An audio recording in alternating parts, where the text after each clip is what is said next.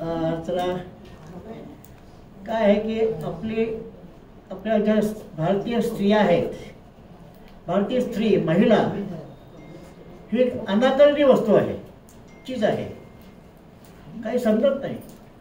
कित्येक वेळा काय होतं, त्या नटतात, मुरडतात, बाहेर जातात, वाटतं त्यांना, आपण त्यांना बघतो, त्यांना आवडत म्हणतात, काय डोळे फाडून बघा असं म्हणतात.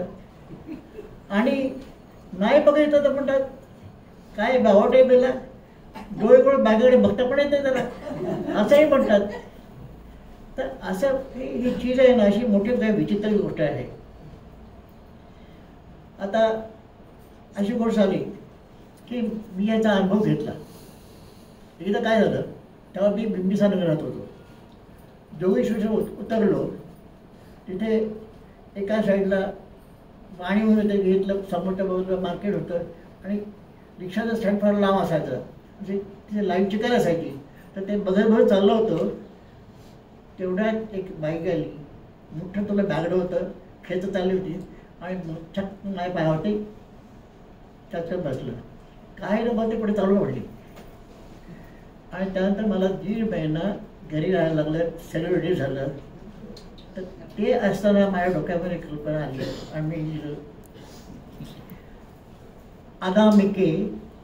अनामिके तुझ्याकडे न पाहिले, झाला तुझा का अवमान, झाला तुझा का अवमान, धावत पळत होतो म्हणून असेल झाले अनवधान.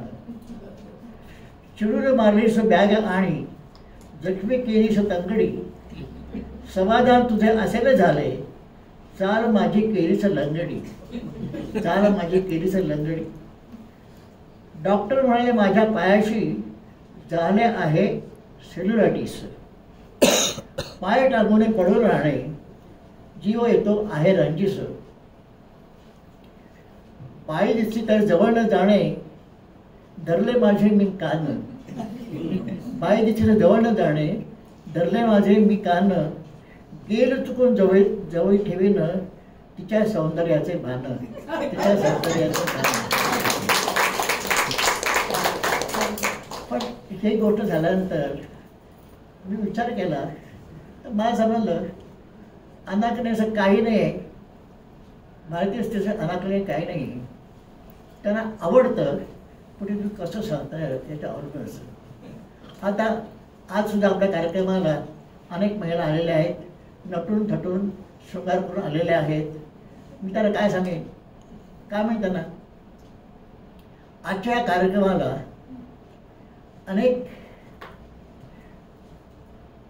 आजच्या कार्यक्रमाला नटून शृंगार करून, आपल्या एका पुढे घालून, दागदागिने घालून माझ्या अनेक भगिनी आज आलेल्या आहेत.